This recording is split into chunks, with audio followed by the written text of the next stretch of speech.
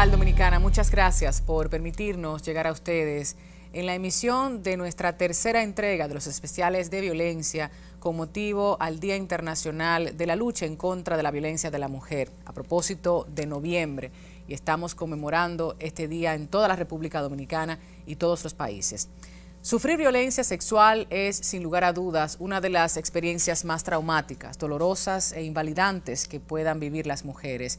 Y es precisamente este tipo de violencia, la más común y comentada. Sin embargo, enmarca muchos aspectos que a la fecha no son comprendidos.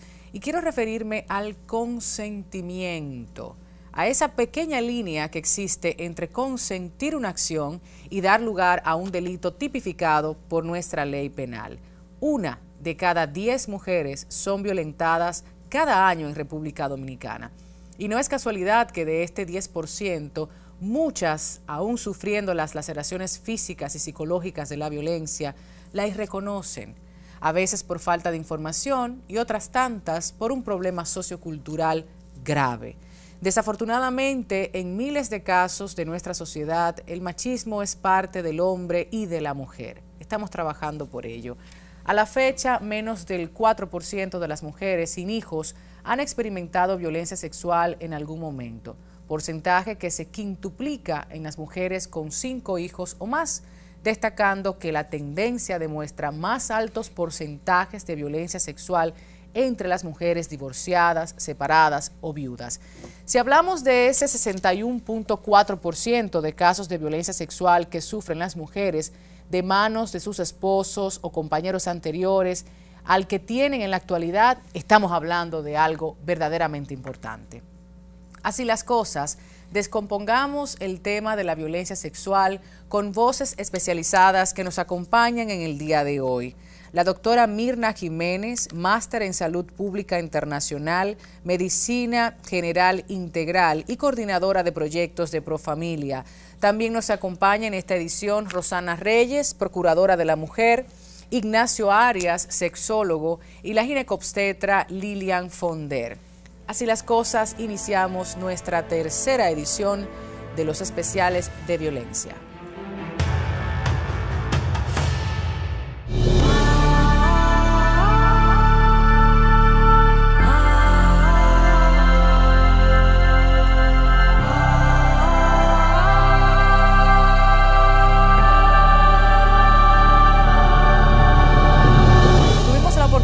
De consultar al sexólogo Ignacio Arias. Él nos conversa desde la descripción, el aspecto psicológico, todo el trauma que pudiera pasar un niño, una niña o un adolescente, y por qué no hablar un poco también sobre el aspecto sexual desde el matrimonio o el noviazgo y cómo se ve en República Dominicana.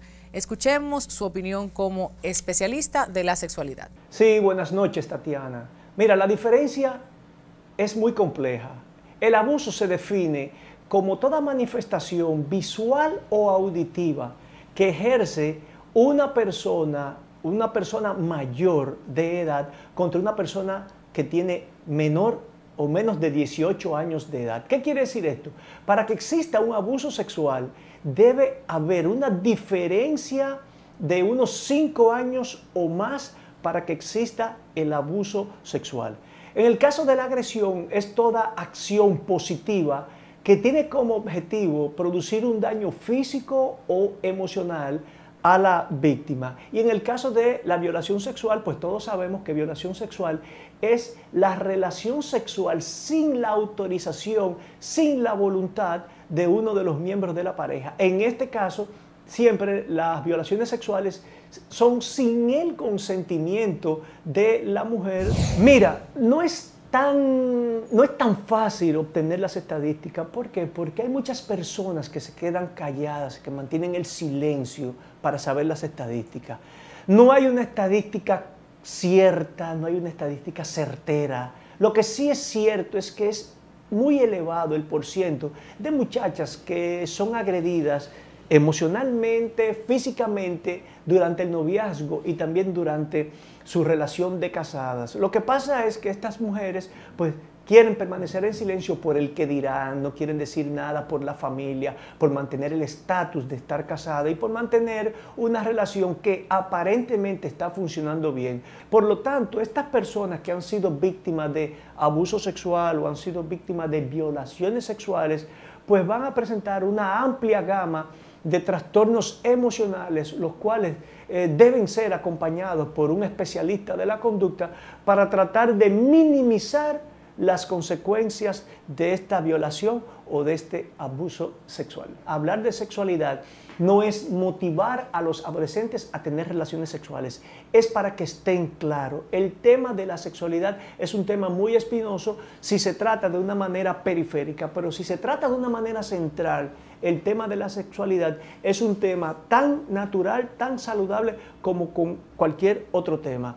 Las escuelas, los colegios, los liceos deben incluir la educación sexual desde que se tiene 2 años de edad, 3 años de edad, para que en un futuro podamos tener una sociedad donde la mujer sea valorizada tal y como es. Vamos a conversar sobre situaciones verdaderamente alarmantes en República Dominicana en torno a la violencia sexual. Si tomamos en cuenta que 1 de cada 10 dominicanas ha sufrido violencia sexual, es tema amplio de debate. Hoy está Mirna con nosotros para conversar desde Profamilia, pero también como profesional, como mujer, como ser humano, que nos acompaña en esta edición sobre violencia sexual. Miren, estoy sumamente preocupada. Primero, porque en República Dominicana, al parecer, no terminamos de entender los conceptos de acoso, violencia, agresión sexual. Lo hemos normalizado, entendemos que un piropo, que una caricia, que una intervención en un momento X por el macho, el varón, el masculino, debe ser vista como un halago, como algo positivo. Mujeres y hombres siguen repitiendo esta idea y yo quisiera, desde tu formación y desde tu experiencia, que nos amplíes para ver cómo vamos desconstruyendo todos estos conceptos. Bienvenida. Muchísimas gracias por la invitación y por la oportunidad que tenemos de debatir sobre temas que tradicionalmente son ocultos bajo el tapete en nuestras casas y en los medios de comunicación. Así es. Realmente la cultura machista que cosifica los cuerpos de las mujeres nos ha llevado a asumir como normal el hecho de que en cualquier espacio público o privado, cualquier hombre tiene derecho a dirigirse a una mujer, no importa de qué edad, en cualquier tono y de cualquier manera. E inclusive hacer con ella lo que le plazca. Todavía la idea de sírvete de mi cuerpo. Puedes tener una relación sexual no consentida, puedes eyacular dentro de mi vagina, puedes tener tu gratificación, usarme como un objeto, como una cosa, desecharme, luego tengas el resultado que desees y yo, mujer, debo ver eso como normal. Debo sentirme halagada porque tú, macho, alfa, sentiste algún interés en mi persona. Me deseaste. Me deseaste y yo como objeto sexual, esa es mi función social y cumplí con mi rol. ¿Hasta qué punto influye la sexualización precisamente a través de los medios de comunicación y eso de manera transversal a los niños, niñas y adolescentes? Me refiero a la música, a la publicidad, a la sexualización constante y al estar repitiendo que nosotras somos el objeto del deseo masculino. Ahí se pone de manifiesto la doble moral de nuestra sociedad, porque en todos los espacios cosificamos, sexualizamos el cuerpo de la mujer, pero impedimos que los espacios de formación y de educación formal entonces se aborde desde una perspectiva científica la sexualidad y las relaciones sexuales. Y estamos hablando precisamente del derecho a obtener información científica, certera, prudente, en tanto la educación sexual y educación reproductiva, tema que ha sido bastante controvertido en nuestro país. Realmente, y que son parte de los derechos humanos, Por parte supuesto. de los derechos sexuales y derechos reproductivos que tiene todo hombre y toda mujer. Por supuesto. Que tiene todo niño y toda niña, adolescente también.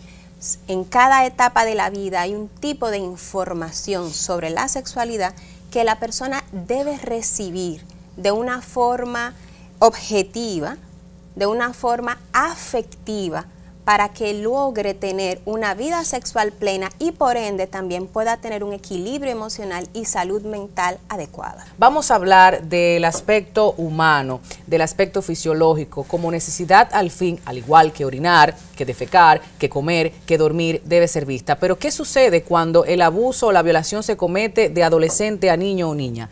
5 años establece el Código Penal de la República Dominicana. ¿Cómo se trabaja este tema? Este es un tema que realmente desde Profamilia no hemos profundizado de manera particular en él. ¿Tú como profesional? Como profesional, entonces te puedo decir que hay una situación compleja porque tú tienes un adolescente, una adolescente que está en el despertar de su sexualidad, de su vida, de sus necesidades, que las hormonas están ahí interactuando de una forma, despertándole deseos que anteriormente no sentía y que lamentablemente no cuenta con una orientación que le permita tener claridad de cómo manejar de manera adecuada esos deseos. Pudiéramos decir que la falta de educación sexual y educación reproductiva conforme a sus derechos, se entendería como una violencia estructural también de parte del Estado, de la academia, de las escuelas, de la familia, cuando no la reciben. Es una violencia estructural y hace al Estado cómplice de esa situación.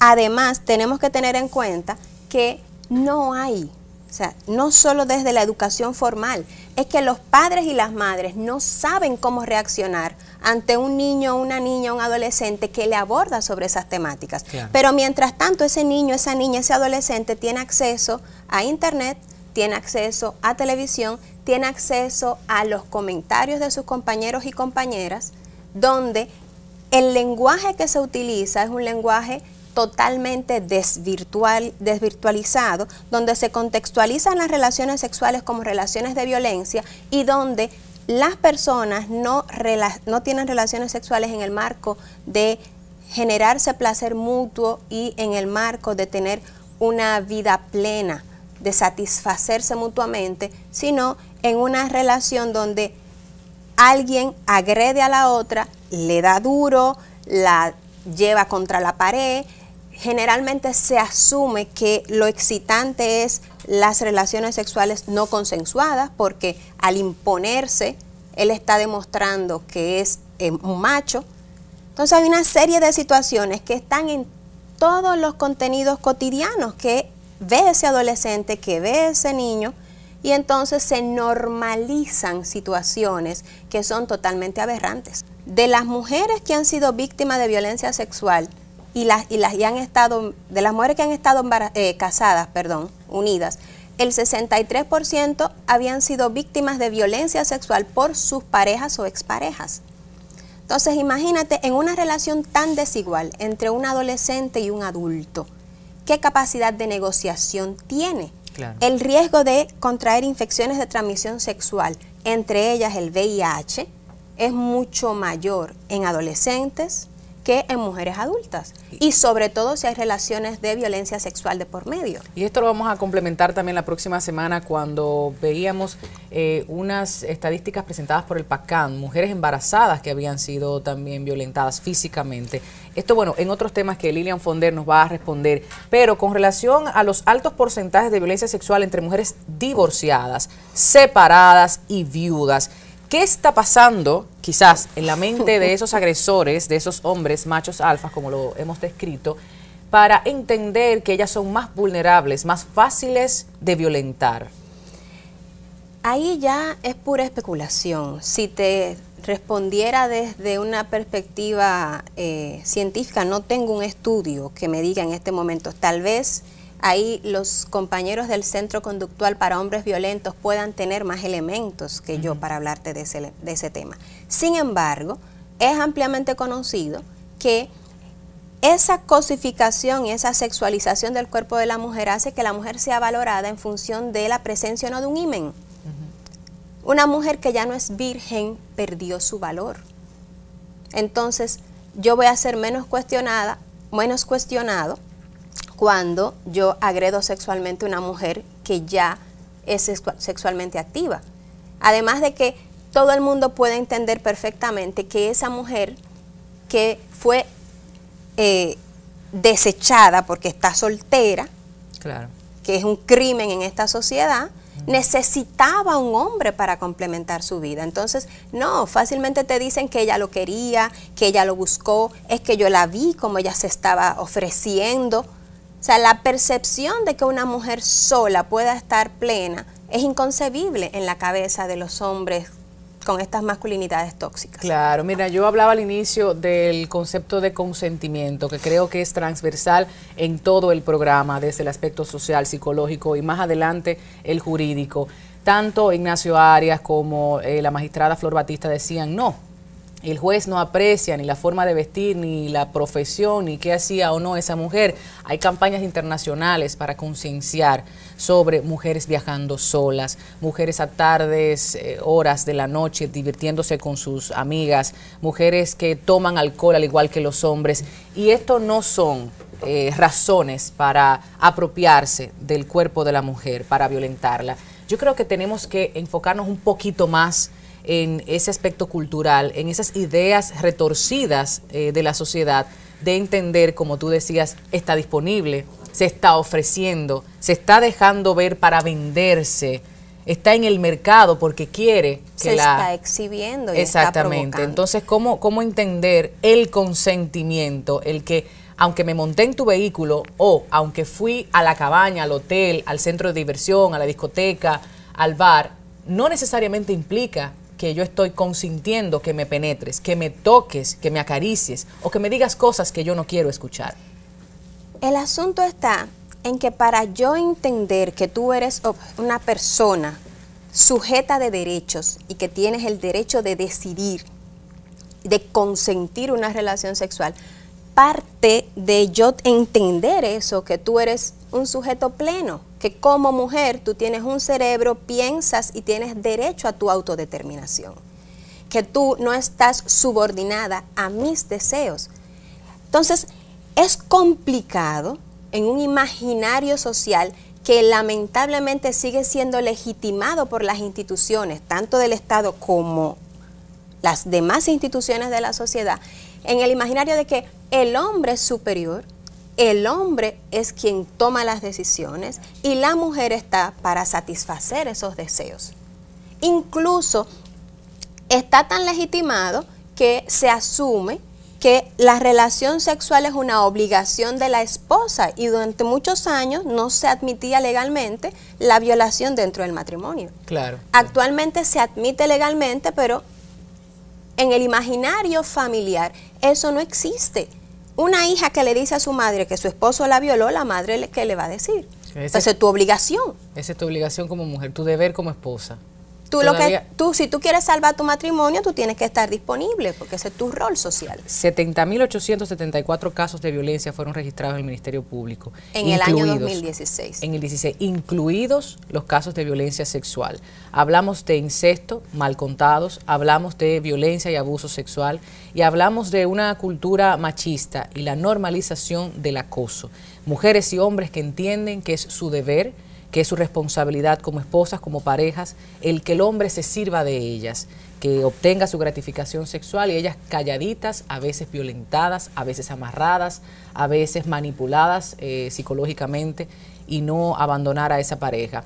El Estado en muchas ocasiones les da la espalda, las amigas, la familia, la madre, el padre, ese núcleo, esa institución llamada familia, que a veces está ahí para simplemente seguir perpetuando y reproduciendo las situaciones de violencia. Es difícil el panorama, decimos que hemos cambiado, sí, lo entendemos, Mirna. Sí. Qué bueno que hemos cambiado. Hay cambios. Somos unas pocas que estamos luchando y nadando en contra de la marea, en contra de la corriente, pero entendemos que mientras nos digan que estamos mal, eso nos alimenta para seguir luchando. Al menos así pienso yo. Ni arisca, ni necia, ni lesbiana, ni mucho menos mujer, libre. Que exigimos nuestros derechos. Claro, gracias, Mirna. Nosotros después de la publicidad vámonos con el aspecto penal, las sanciones, vamos a conocer el código, qué dice, las diferencias y otras opiniones también que pudimos consultar para hacer las cosas.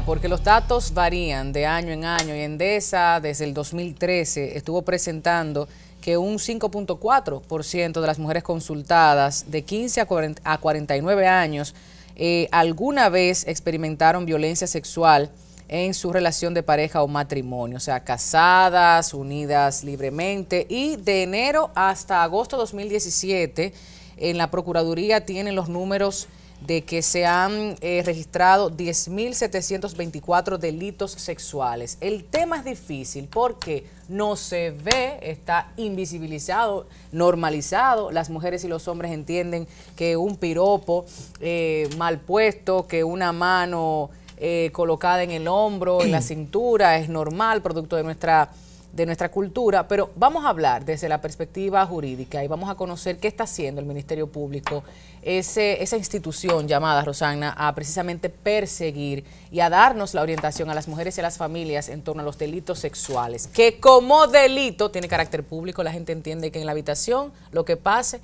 eso no le importa a nadie. Bienvenida nuevamente a Así las Cosas. Muchas gracias. Bueno, la exposición material, la pornografía, sexo con terceros, los toques, las caricias, los textos, los audios, las fotografías que te envían por el WhatsApp del pene, de una relación, esas cosas que la gente lo ve como un juego, algo inofensivo, pero eso es acoso también. ¿Dónde está la línea entre acoso y abuso o agresión? Bueno, el tema es que es no deseado, y cuando usted no está de acuerdo con algo y encima de su voluntad le llega la información o hay un acercamiento no deseado, entonces estamos hablando de la existencia de un delito. Lógicamente, para configurar una infracción tienen que darse varios elementos, pero es fundamental lo que es el elemento material, es lograr esa vinculación entre el acto material y el daño que se deriva de eso. Entonces, cuando eso lo podemos probar con las correspondientes evidencias, midiendo el nivel de peligro o de daño en el que se encuentra esa víctima, entonces podemos tipificar la infracción dependiendo el tipo de que se trate. Por ejemplo, si es una relación sexual de un padre o un pariente en grados de consanguinidad hasta el tercer grado de parentesco, inclusive, hablamos de incesto. Pero si es un padrastro, es una violación sexual porque no hay un vínculo de consanguinidad. Entonces, cuando tú ves esta gente que anda exhibiéndose, como su nombre lo indica, públicamente, los órganos sexuales o ese tipo, o teniendo relaciones sexuales a la vista de todo el mundo, eso es exhibicionismo y esto está tipificado por la ley porque tú no has consentido, tú no quieres ver eso. Es algo que es una agresión a tu espacio y a lo que es tu integridad emocional. Tú sabes que esta ley es de primera generación, la 24, y existe desde el año 97. Tipificó en nuestro delito, por ejemplo, se sustituye el estupro, que tenía una pena hasta 10 años, y decía ayuntamiento normal, carnal e ilícito entre un hombre y una mujer. Y todas las violaciones en perjuicio de niños, niñas, adolescentes, entre hombres, etcétera, quedaban fuera. Ahora la ley 24 modificó todo eso y te define la violación sexual como todo acto de penetración, no importa con lo que sea. Eso hasta es digital, exacto. Hasta digital, o sea, no es necesariamente el ayuntamiento carnal, el pene dentro de la vagina, no. Hay un amplio espectro de lo que puede considerarse. Un objeto sexual, claro, los dedos. Claro, un objeto, sí, como se han visto los crímenes. Exacto, que son no juguetes sexuales solamente, sino objetos. Claro, botellas, bates, cualquier. Señores, esto pasa. Correctamente, sí, eso pasa. Lo que pasa es que por la naturaleza del delito la gente tiene vergüenza para denunciar. Y tú señalabas de la sensibilización de los operadores, claro. Hemos venido trabajando hace 20 años con el sector salud, que son quienes atienden en las emergencias de los hospitales públicos o en las emergencias de las clínicas privadas.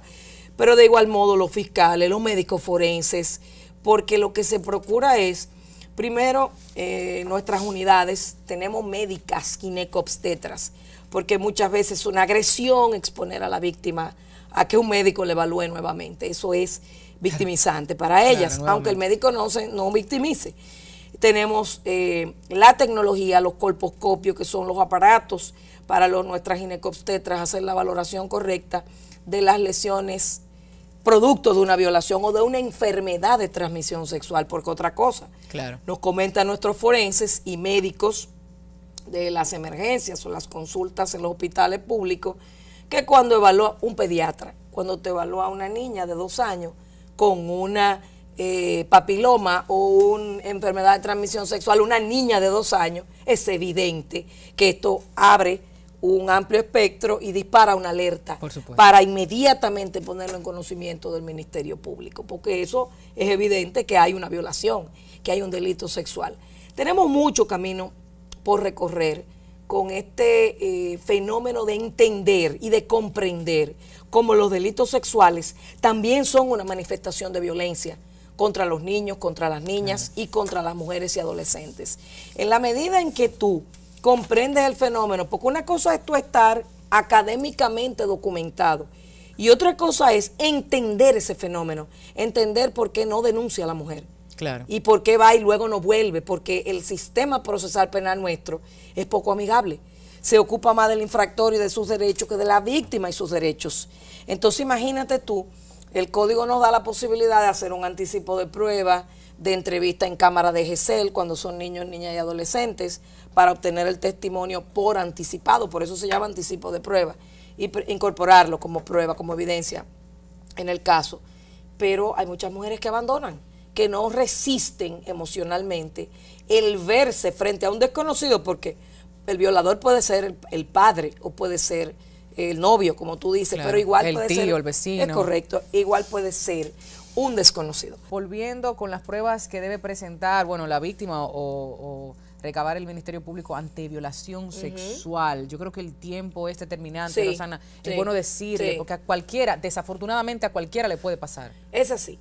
Para preservar la evidencia, mínimo 72 horas.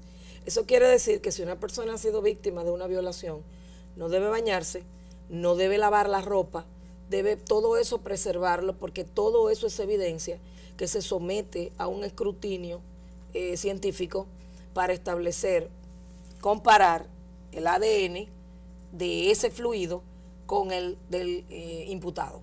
Y entonces Si poder se probar. conoce el imputado. Es correcto. Y si es son correcto. unos delincuentes de estos malparidos, no lo quiero decir de otra forma, de los que andan por ahí, lamentablemente hemos tenido muchos casos últimamente en República Dominicana y se da por muerta a la víctima. Si no se conoce, pues se levanta la denuncia. ¿Cuál es el procedimiento? No, igual, no importa. Es decir, si es desconocido, es una denuncia, pero de igual modo el Ministerio Público emite el arresto. Se trata de individualizar a la persona. La policía conjuntamente como auxiliar del Ministerio Público se trabaja esto en conjunto, de tal suerte que se pueda establecer quiénes son los sospechosos, porque tú sabes que la policía tiene su registro de sospechosos y entonces se busca dónde ocurrió esto, qué pasó.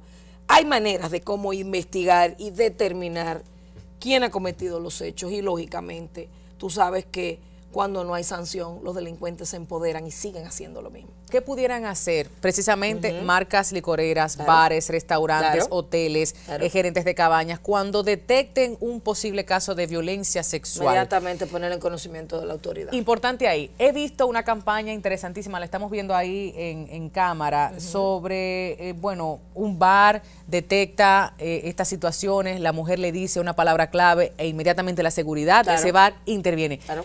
¿Qué se está haciendo en República Dominicana? ¿Están conscientes de que, o dicen esos problemas de ellas? Ahí están las muchachas que vinieron a buscar ese tipo de intercambio. O sea, vamos a hablar de eso, porque la verdad es que es una víctima como quiera. Mira, tú sabes que el Ministerio de la Mujer es el órgano gestor de política pública en materia de género y es el llamado a coordinar a todos los actores que intervenimos en la ruta de atención con la violencia hacia las mujeres. Y obviamente todo esto supone el trabajar con los actores públicos, gubernamentales o autónomos y no gubernamentales, le hace sociedad civil. Y un componente importante es esos que fabrican ron, es la industria hotelera. Tú sabes que con la industria hotelera hemos trabajado mucho y el Ministerio de Turismo por el tema de entrenar el personal para detectar posible proxenetismo, prostitución o abuso sexual en sus instalaciones, porque eso es muy recurrente en la zona turística. Es una cadena el negocio de explotación sexual. Hemos tenido experiencia de haber desarrollado procesos penales por videoconferencia y condenado a los imputados que se han visto envueltos en delitos sexuales contra turistas norteamericanas sobre todo. Y entonces incluso hay proyectos donde la Embajada de Estados Unidos nos ha donado los equipos para instalar en zona turística los centros de entrevistas o videoconferencias que le permitan al Ministerio Público, porque está pues resolutado por el Poder Judicial, el uso de la videoconferencia para esta víctima que ha sido abusada sexualmente, su caso sea concluido, ya no tenga que venir muchas veces a República Dominicana. Sí, porque si no abandona. Es correcto. Y entonces ahí pues hemos tenido éxito con esa experiencia. Y esto te lo menciono como un ejemplo para que no haya impunidad. No importa, bueno, ella es extranjera, se va y no, eso no se va a quedar así. A modo de conclusión, Rosana, sabiendo que el sistema, por supuesto, como el país mismo, tiene ciertas debilidades, pero... Oportunidades de mejora, dicen los técnicos. Oportunidades de mejora, así es el término que se utiliza. Es el término profesional. Pues en ese sentido, yo creo que no debemos desalentar a la población, a las víctimas y posibles víctimas, mujeres, niñas, adolescentes, que estarían en capacidad de interponer una demanda, ¿no? O sea, accionar. Mira, yo te voy a decir algo en esa línea que tú planteas. Es uno de los grandes desafíos a nivel del sistema educativo. Por eso te digo que esto es un trabajo coordinado, de actuación coordinada para responder cada vez de manera más eficaz al delito, mejorar la respuesta al delito. Hay que educar a nuestros niños y niñas y a enseñarlos a cuidarse, porque el depredador está en el entorno. Puede ser un maestro, puede ser el padre, está primo. En el entorno. Exacto, una familia, un familiar, un amigo, está en el entorno. A los niños hay que creerles, los niños siempre dicen la verdad. Son los adultos que los condicionamos a mentir. Entonces eso es lo primero, creerle. Y educarlo, entrenarlo para que se cuide, para que se proteja, para que aprenda a decir que no. Porque imagínate, Tatiana, el problema de lealtad dividida con el padre. Tú no estás llamada a defenderte de tu cuidador, claro, de quien te protege. Tú no estás llamada a protegerte de eso, ¿verdad? O a cuidarte de eso. Sin embargo, pasa. Claro. El hecho de ser un delito poco denunciado y de los casos de delitos sexuales, normalmente las víctimas, el 80-90% son niños, niñas o adolescentes, más que mujeres. Y entonces imagínate un niño de 2 años abusado sexualmente, un niño de 1 año, ¿me entiendes? La mirada de temor que un niño te da, asustado, eso yo creo que no hay dinero en el mundo que pueda cuantificarlo. Claro. Entonces nosotros como ciudadanos y ciudadanas, si apostamos a un país más sano, a un país de mejores ciudadanos, tenemos que cuidar a nuestros niños y niñas, pero ya. Así es. Bueno, Rosana, muchísimas gracias por acompañarnos en esta mesa. Un placer para mí. Siempre un placer tenerte. Muchas gracias. Así las cosas, hablando de este y otros temas. Nosotros nos vamos a la publicidad y cuando estemos de regreso conversamos con Lilian Fonder. Ella es activista, feminista, pero sobre todo una especialista, es ginecobstetra, que ha trabajado muy de cerca el tema de violencia obstétrica, violencia infantil. Vamos a hablar de la despenalización del aborto 3 causales y qué implica para el sistema socioeconómico en la República Dominicana concerniente a las mujeres, niñas y adolescentes. Después de la publicidad.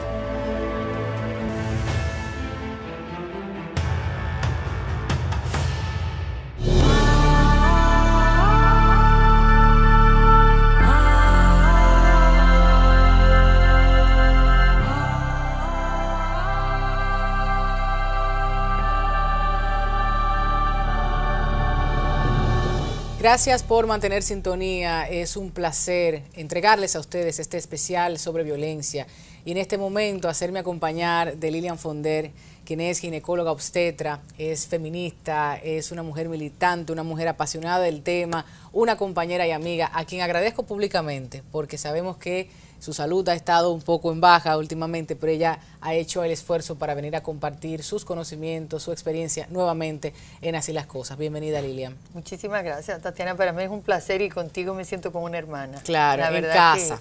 Y me siento en casa y en la casa de ustedes también y hablando de temas tan importantes, porque los temas de vida son temas importantes para todos, no para la mujer ni para el hombre, sino para todos y todas. Así es, la gente no conoce cuál es el protocolo que se sigue en República Dominicana al momento de una mujer llegar quizás con un posible caso de violación, de abuso sexual, del tipo que sea, una menor, una adolescente, una mujer, porque ya hemos venido hablando que inclusive en el noviazgo, en el matrimonio, si es una relación sexual no consentida, se constituye inmediatamente como una violación. El consentimiento es bastante amplio, un poco difícil de entenderlo en unos pocos minutos, pero desde la perspectiva médica, vamos a ver cuáles son los mecanismos que se tienen, qué pasa en República Dominicana, cómo están formados los médicos y médicas y qué tenemos, Lilian? Mira, en República Dominicana el Ministerio de Salud tiene un protocolo para los casos de violencia contra la mujer, tiene unas normas de atención a la violencia contra la mujer y tiene unas guías que cada hospital debe aplicar dependiendo de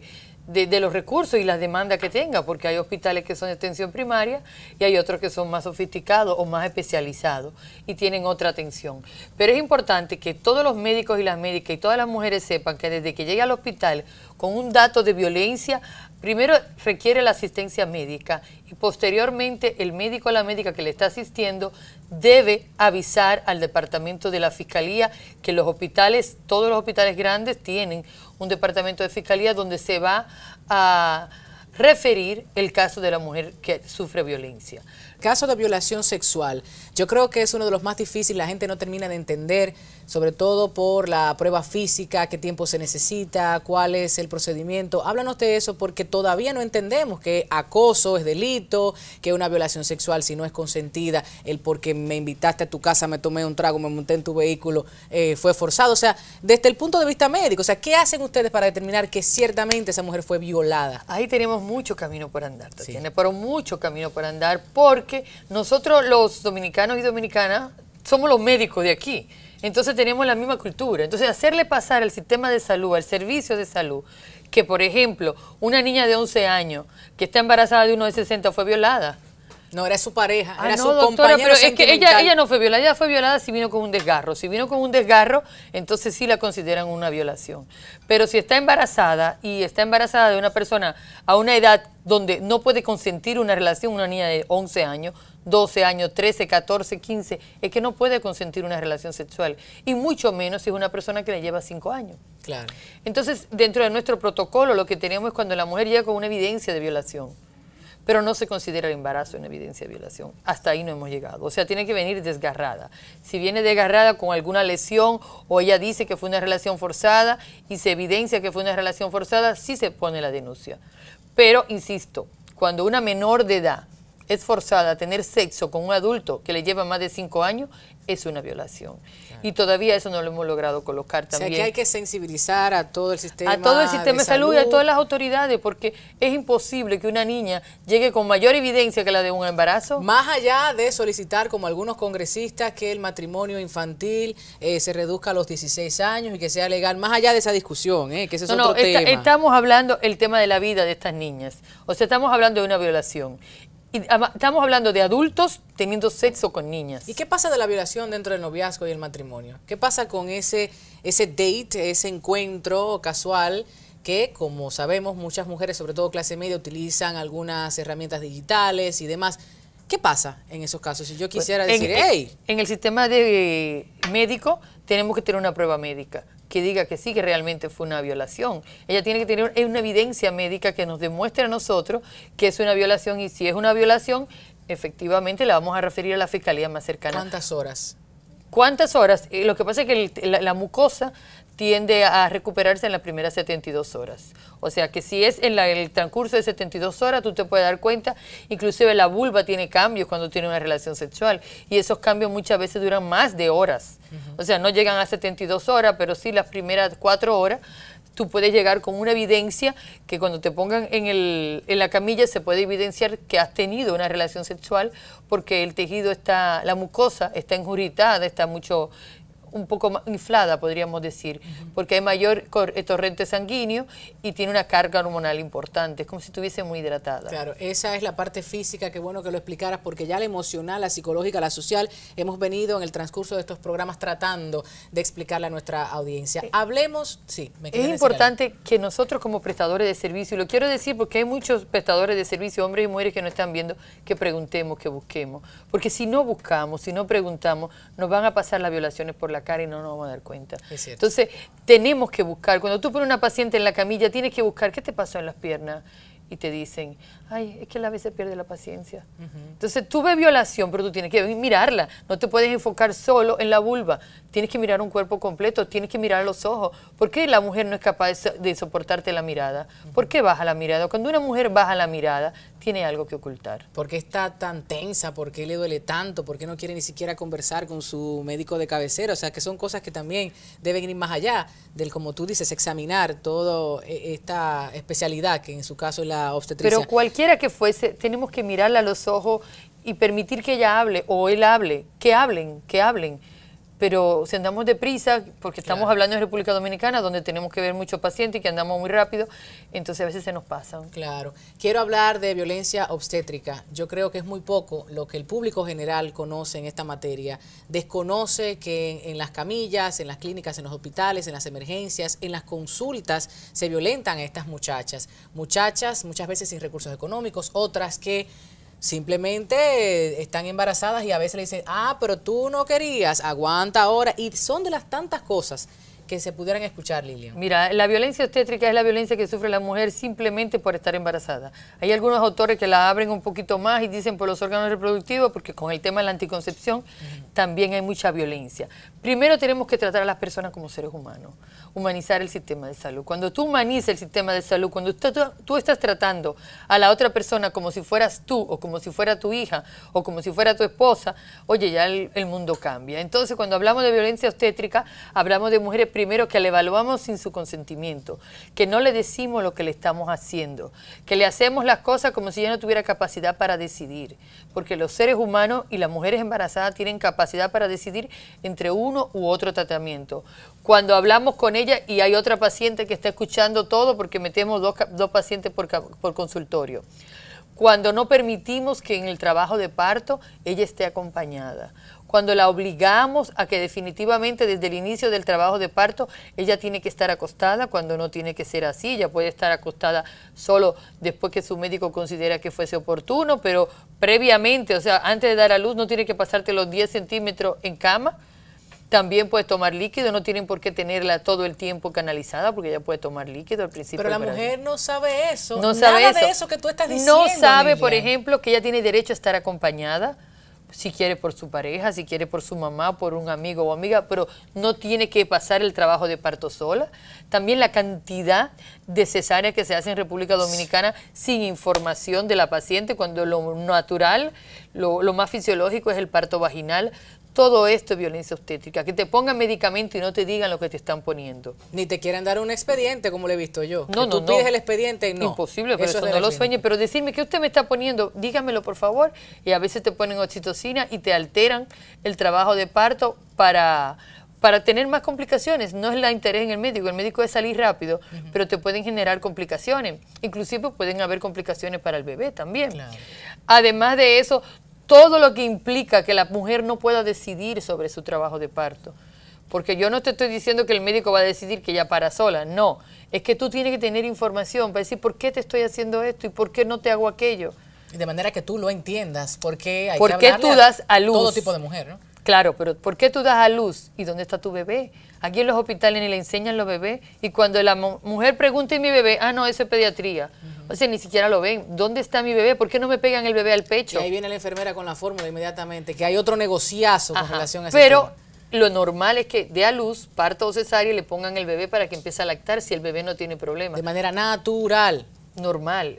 Te lo ponen en el ombligo el bebé y el bebé recién nacido se mueve hasta llegar a la mama, de una manera biológica, porque somos mamíferos, como pasa en los perritos y en los gatitos, igualito. ¿Se está evidenciando esa violencia obstétrica? ¿Se está tomando los números, los casos, dónde está ocurriendo más? Mira, nosotros estamos desde el Ministerio de Salud, que eso lo maneja ahora el Departamento de la Familia, se está hablando mucho de violencia obstétrica, sobre todo tratando de que el sistema de salud lo reconozca, porque igual que las mujeres muchas veces no se sienten violentadas por su pareja, nosotros, el sistema de salud, no sabemos que estamos siendo violentos con ellas en muchas ocasiones. Hay casos graves que sí, pero muchas veces, ¿para qué le voy a preguntar? Porque realmente ella no va a entender. O por ejemplo, como me hacen con las haitianas, hay doctores que son tan, es que ellas no entienden. Y yo, ¿no será que nosotros no nos damos a entender? Porque ella viene con su dolor. Entonces, ¿qué vamos a hacer con ella? Y otro tema importantísimo, las mujeres que vienen con aborto incompleto. Sí. Esas mujeres que vienen con aborto incompleto, inducido o no. O sea, puede ser espontáneo, y de todas maneras nosotros como sistema de salud y como prestador de servicio, pues la penalizamos. No solo con la penalización de la ley, sino cuando tú lo hiciste, lo estabas disfrutando, ahora aguanta. Si no hay anestesia, le interrumpen el embarazo, o sea, los restos se los sacan sin anestesia. O caso de escuchado que la saltan de una camilla en otra y de una clínica a otra porque aquí no te podemos atender. Por ejemplo, tú tienes que saber qué una tipo mujer de 4 sangre, de la mañana dando vuelta por todas. el tipo de sangre que hay cada paciente para saber si le vas a poner medicamentos o no, o sea, la antimoglobulina. Pues no se le hace. ¿No se ha conocido ninguna sanción a esa mala práctica médica, a ese abuso, a esa violencia por parte de los prestadores? Yo no tengo evidencia, pero las pacientes sí lo saben cómo la trataron. Lo que pasa es que a veces creemos que nos trataron bien porque salí viva. Me trataron súper bien porque mira, yo no estoy viva todavía, a otra que ha muerto. O sea que más información, más sensibilización, humanización del servicio, como siempre hemos dicho y reiteradas ocasiones. Y que la población conozca sus derechos, porque mientras la población no conozca sus derechos, pues no lo va a demandar. Claro. Y va a conceder, va a pensar que le están haciendo un favor y va a estar muy agradecida cuando lo que tiene ella es un derecho de un sistema de salud que la proteja y que la trate bien, que la trate como un humano, no es un trato privilegiado, claro. Es el trato que quisiera la prestadora digno o prestador de servicio que le dieran a él. Claro. Yo hablo de la humanización, pero hablo de la humanización como aquí la mayoría de la población es cristiana, católica o de protestante, pero cristiana.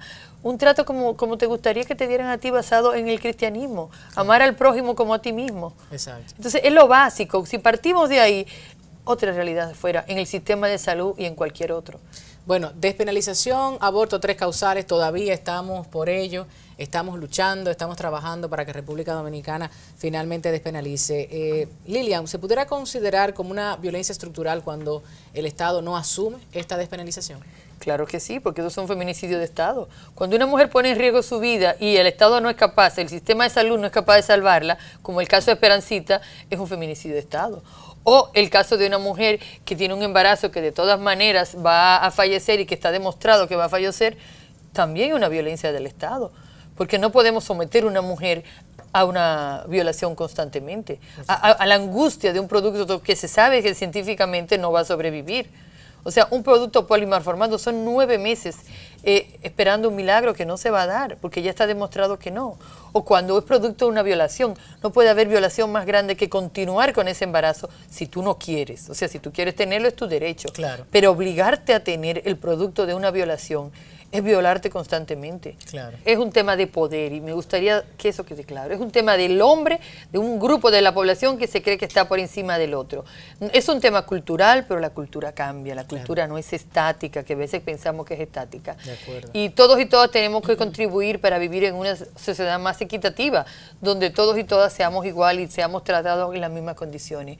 No es un tema de que los hombres son de una manera y las mujeres son de otra, no. Es un tema de una población que quiere oprimir a otra. Así es cultural, pero la cultura cambia. Me encanta eso. Gracias, Lilia. Nosotros regresamos después de la publicidad.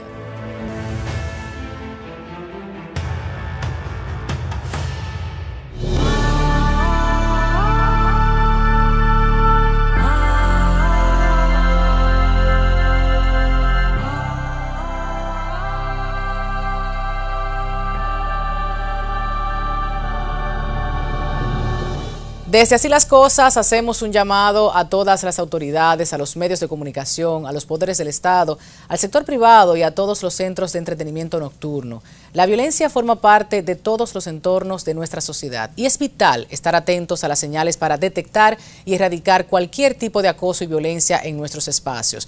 Madres, padres, tutores, profesores, atención, nuestros hijos y estudiantes no están exentos de sufrir violencia o acoso.